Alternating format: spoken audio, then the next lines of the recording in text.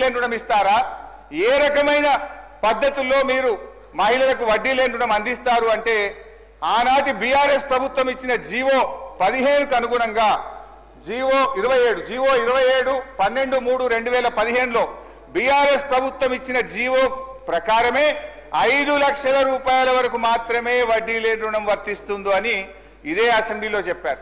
మరి ఇదే అసెంబ్లీలో బట్టి గారు లేచి మహిళలు తీసుకున్న మొత్తం రుణాలకు వడ్డీ లేని రుణం వర్తిస్తుంది అంటున్నారు.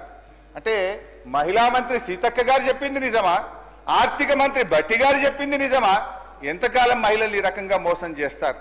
నేను బట్టి గారిని సూటిగా అడుగుతా ఉన్నాను అధ్యక్ష, మహిళా సంఘాలు తీసుకున్న మొత్తం రుణానికి వడ్డీ లేని రుణం వర్తించినట్టయితే ఆ ఉత్తర్వులు సభ ముందు పెట్టండి, ఆ ఉత్తర్వులు మాకు అందించండి.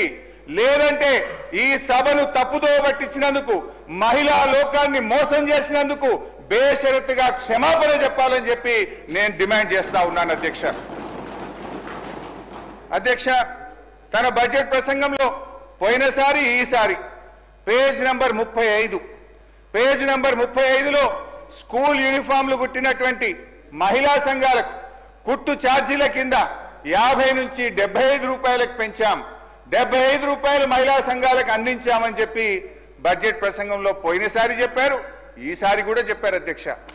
నేను బట్టి గారిని అడుగుతా ఉన్నా, ఈ రాష్ట్రంలో ఏ ఒక్క గ్రామంలోనైనా ఏ ఒక్క మహిళా సంఘానికైనా 75 రూపాయల కుట్టుకూలి అందించుంటే ఆ మహిళా సంఘం పేరు చెప్పండి, ఆ గ్రామం పేరు చెప్పండి, లేదా క్షమాపణ చెప్పండి అని చెప్పి నేను కోరుతా ఉన్నాను అధ్యక్ష. ఇకపోతే ఇందిరమ్మ ఇండ్లు బడ్జెట్ బుక్ లో పోయినసారి పేజ్ నంబర్ 27లో ప్రతి నియోజకవర్గానికి 3500 ఇండ్ల చొప్పున 4,50,000 ఇండ్లు కడతామని దానికి బడ్జెట్ లో నిధులు పెట్టామని చెప్పారు అధ్యక్ష. మేము కూడా బల్లలు కొట్టినాం, వాళ్ళు కూడా బల్లలు కొట్టిండ్రు, నిజంగానే వచ్చేసిన ఇండ్లు అనుకున్నాం అధ్యక్ష. కాంగ్రెస్ పాలనలో, కాంగ్రెస్ యొక్క 16 నెలల పాలనలో 4.5 లక్షల ఇండ్లు కాదు కదా, 4 ఇండ్లు కూడా కట్టలేదు అధ్యక్ష. నేను బట్టి గారిని అడుగుతున్నా, పోనీ మీ మధ్య ఎక్కడైనా ఒక్క ఇల్లు కట్టారా? చెప్పండి, ఎడగట్టారో పోదాం చూద్దాం. ఒక్క ఇల్లన్నా కట్టారా ఏడాది కాలంలో అని చెప్పి నేను అడుగుతా ఉన్నాను అధ్యక్ష. ఇంకా బాధ కలిగేది, పాపం ఈ రాష్ట్రంలో దళితులు, గిరిజనులు, మా బిడ్డ ఉప ముఖ్యమంత్రిగా ఉన్నాడు, మా బిడ్డ ఆర్థిక మంత్రిగా ఉన్నాడు, మాకు మేలు చేస్తాడని చెప్పి ఆశించారు అధ్యక్ష. పోయినసారి 24-25 బడ్జెట్ ప్రసంగంలో ఎస్సీ ఎస్టీలకు 1 లక్ష రూపాయలు అదనంగా ఇచ్చి పేదలు ఇండ్లు కట్టుకుంటే 6 లక్షల రూపాయలు ఇస్తాం, అందరికీ 5 లక్షలు ఇస్తాం, దళిత గిరిజనులకు 6 లక్షలు ఇస్తామని బట్టి గారు తన ప్రసంగంలో చెప్పారు. ఈ సంవత్సరం ప్రసంగంలో చూస్తే ఆ 1 లక్ష రూపాయలు మాయమైపోయింది అధ్యక్ష, ఆ 1 లక్ష రూపాయలు మాయమైపోయింది అధ్యక్ష. అంటే దళిత గిరిజనులను ఈ ప్రభుత్వం మోసం చేసింది, దగా చేసింది అని చెప్పి నేను ఈరోజు చెప్తా ఉన్నాను అధ్యక్ష. నేను I appeal honourable deputy CM గారు, మీరు ఒక దళిత బిడ్డగా మీరంటే మాకు ఎంతో గౌరవం. ఈ రాష్ట్రంలోని దళిత గిరిజనులకు కాంగ్రెస్ పార్టీ మేనిఫెస్టోలో చెప్పిన విధంగా, పోయినసారి బడ్జెట్ ప్రసంగంలో మీరు ఇచ్చిన హామీ విధంగా 1 లక్ష రూపాయలు పెంచి ఈ రాష్ట్రంలో ఎస్సీ ఎస్టీలు ఇండ్ల నిర్మాణానికి 6 లక్షల రూపాయలు ఇవ్వాలని సవినయంగా మీ ద్వారా వారికి విజ్ఞప్తి చేస్తున్నాను అధ్యక్ష. ఐ థింక్ మీరు కూడా నా మాటతో అంగీకరిస్తారని భావిస్తున్నాను స్పీకర్ గారు. అధ్యక్ష, నిరుద్యోగులకు ఇచ్చిన వాగ్దానం ఇది పేజ్ నంబర్ 6. పేజ్ నంబర్ 6లో నిరుద్యోగులకు ఏం మాట ఇచ్చారో, ఏం అమలు చేశారో ఒక్కసారి చూద్దాం అధ్యక్ష. నిరుద్యోగులకు సంబంధించి ఏం చెప్పారు అధ్యక్ష? జాబ్ క్యాలెండర్ ఇస్తాం. ఏమైంది అధ్యక్ష? ఈ జాబ్ క్యాలెండర్ను కూడా బట్టి గారే మొన్న అసెంబ్లీలో పెట్టారు పోయినసారి. జాబ్ క్యాలెండర్ కాస్త జాబ్లెస్ క్యాలెండర్ అయింది. ఏమైంది జాబ్ క్యాలెండర్? నిరుద్యోగ యువకులు అడిగితే ఇవాళ అశోక్ నగర్ లో వాళ్ళ వీపులు పగలగొడుతున్నటువంటి పరిస్థితి అధ్యక్ష. ఇగో ఇది అధ్యక్ష, నేను ఎక్కడ కూడా తప్పు మాట్లాడాను, ఆధారం లేకుండా మాట్లాడాను. ఇది బట్టి గారు అసెంబ్లీలో ప్రవేశపెట్టిన జాబ్ క్యాలెండర్. ఆ రోజు దీని మీద చర్చించాలని నేను ఇక్కడి నుంచి లేచి ఎంత మొత్తుకున్నా బట్టి గారు కుర్చీలో నుంచి లేచి లోపలికి వెళ్ళిపోయినరు. ఈ జాబ్ క్యాలెండర్ మీద ఆ రోజు చర్చ జరగలేదు. ఈ జాబ్ క్యాలెండర్ లో ఏముంది అధ్యక్ష? ఒక్కటన్నా అమలైందా? జాబ్ క్యాలెండర్ జాబ్లెస్ క్యాలెండర్ అయింది అధ్యక్ష. ఈ జాబ్ క్యాలెండర్ లో అక్టోబర్ 2024 గ్రూప్ 1 నోటిఫికేషన్ ఇస్తామని చెప్పారు. అక్టోబర్ 24 ట్రాన్స్కో జెన్కోలో నోటిఫికేషన్ ఇస్తామని చెప్పారు. అదేవిధంగా గెజిటెడ్ ఆల్ ఇంజనీరింగ్ డిపార్ట్మెంట్స్ లో AEEల నియామకానికి అక్టోబర్ 2024లో నోటిఫికేషన్ ఇస్తామన్నారు. జనవరిలో degree and above level professional services యొక్క గెజిటెడ్ పోస్ట్ నోటిఫికేషన్ ఇస్తామన్నారు. ఫిబ్రవరి 25లో సెకండ్ డిఎస్సి ఇస్తామన్నారు. ఫిబ్రవరి 25లో ఫారెస్ట్ బీట్ ఆఫీసర్ నోటిఫికేషన్ ఇస్తామన్నారు. ఇంకా చాలా ఉన్నాయి. ఒక్క నోటిఫికేషన్ అని ఇచ్చిందా అధ్యక్ష? ఒక్క నోటిఫికేషన్ అని ఇచ్చారా అని నేను అడుగుతా ఉన్నాను అధ్యక్ష. అదేవిధంగా బడ్జెట్ బుక్ లో RRR అధ్యక్ష, RRR విషయంలో పోయినసారి బడ్జెట్ లో భట్టి గారు చెప్పారు. ఏం చెప్పారు అధ్యక్ష? మేము చాలా అద్భుతంగా RRR సాధించాం. వాస్తవానికి 2022లోనే మా ప్రభుత్వమే RRR ఉత్తర భాగానికి అనుమతులు తెచ్చింది. సరే, మీరు చెప్పారు, సంతోషం. ఏం చెప్పినారు బడ్జెట్ లో?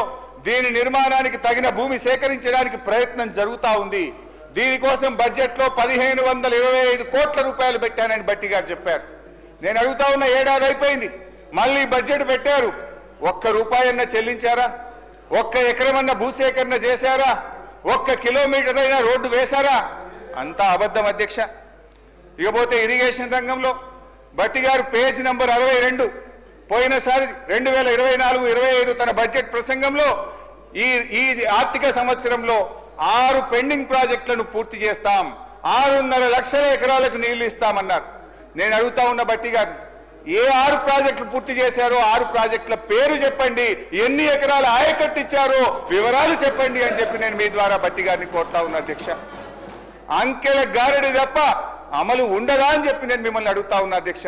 ఇంత దారుణంగా ఉంటుందా? మీ ప్రసంగాలు, మీ బడ్జెట్ లెక్కలు చూస్తున్న ప్రజలు ఏమనుకుంటారో అనే కనీస ఆలోచన, విజ్ఞత కూడా ఉండదా అని చెప్పి నేను అడుగుతా ఉన్నాను అధ్యక్ష.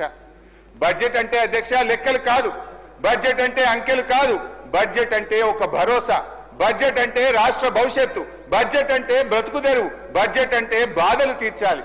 కానీ వీళ్ళ బడ్జెట్ అధ్యక్ష చెప్పిన దాంట్లో ఒక్కటి కూడా అమలు చేయకుండా అంకెల గారెడితో ప్రజల్ని మాయ చేసేటువంటి ప్రయత్నం చేశారు అధ్యక్ష. అధ్యక్ష, అంకెలు చూస్తే ఆర్భాటం, పనులు చూస్తే డొల్లతనం. ఇది గత బడ్జెట్ కథ, ఇది గత బడ్జెట్ కథ. ఇక వర్ధమానానికి ఈ సంవత్సరం బడ్జెట్లోకి వద్దాం అధ్యక్ష. ఇక ఈ సంవత్సరం బడ్జెట్లోకి వద్దాం అధ్యక్ష. ఈ బడ్జెట్లో భట్టి గారు పేరా నంబర్ 62, భట్టి గారు పేరా నంబర్ 62లో ఒక మాట చెప్పారు అధ్యక్ష. నది దాటేదాకా ఓడమల్లయ్య, దాటిన తర్వాత బోడమల్లయ్య అని పేరా 62లో భట్టి గారు చెప్పారు అధ్యక్ష. ఇది కాంగ్రెస్ పార్టీకి బాగా సూట్ అవుతుంది. నిజమే చెప్పారు అధ్యక్ష, నిజమే చెప్పారు అధ్యక్ష. ఓడ దాటేదాకా ఓడమల్లప్ప, ఓడ దాటినాక బోడమల్లప్ప. ఎందుకంటే అధ్యక్ష, ఎన్నికల ముందు వాగ్దానాల జాతర చేశారు, ఎన్నికలు కాగానే వాటిని పాతర వేశారు. ఇవాళ మహాలక్ష్మి 2500 మోసం, 4000 రూపాయల పెన్షన్, రైతు భరోసా, రుణమాఫీ, తులం బంగారం, నిరుద్యోగ భృతి, ఏడాదిలో 2 లక్షల ఉద్యోగాలు, ఉద్యోగులకు పిఆర్సీ 4 డిఏలు, ఆటో డ్రైవర్లకు 12,000, అన్ని పంటలకు బోనస్, ప్రభుత్వంలో ఆర్టీసీ విలీనం, 5 లక్షల విద్యార్థి భరోసా కార్డు. భట్టి గారు ఇప్పుడు చెప్పండి, బోడమల్లయ్య ముచ్చట ఎవరికి వర్తిస్తారో ఒకసారి చెప్పాలని చెప్పి నేను భట్టి గారిని కోరుతా ఉన్నా అధ్యక్ష. అధ్యక్ష, ప్రస్తుత బడ్జెట్ పై కూర్చోండి బైసా ప్లీజ్. నేను మాట్లాడినాక ఉప ముఖ్యమంత్రి గారు మాట్లాడతారు. ఎన్నికల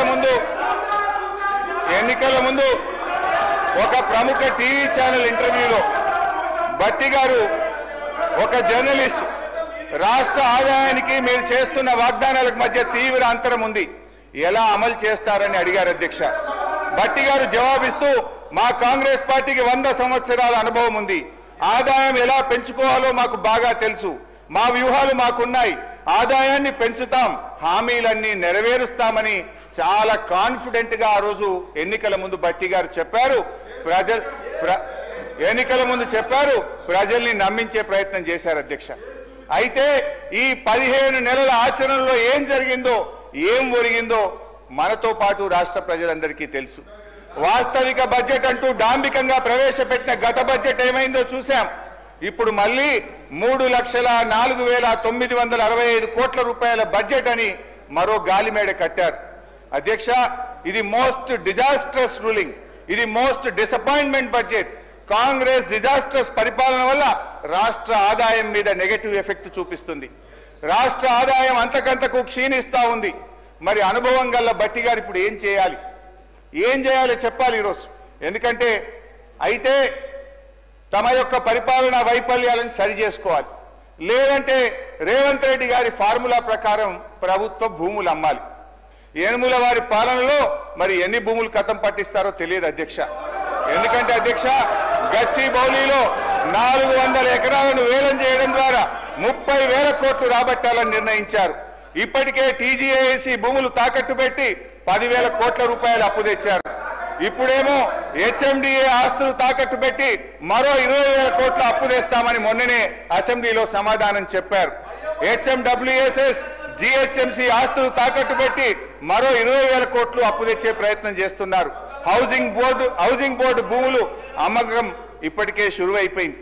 నాడేమో ప్రభుత్వ భూములు పెద్దలు ఇచ్చిన ఆస్తని, జాతి సంపదని, చచ్చిపోతే బొందబెట్టడానికి జాగుండదని రేవంత్ రెడ్డి గారు చాలా గొప్పగా సుభాషితాలు చెప్పారు. ఇవాళనేమో అధికారంలో రాగానే బరాబర్ భూములు అమ్ముతామంటున్నారు, అమ్మకానికి నోటిఫికేషన్లు ఇవ్వడం షురువైపోయింది.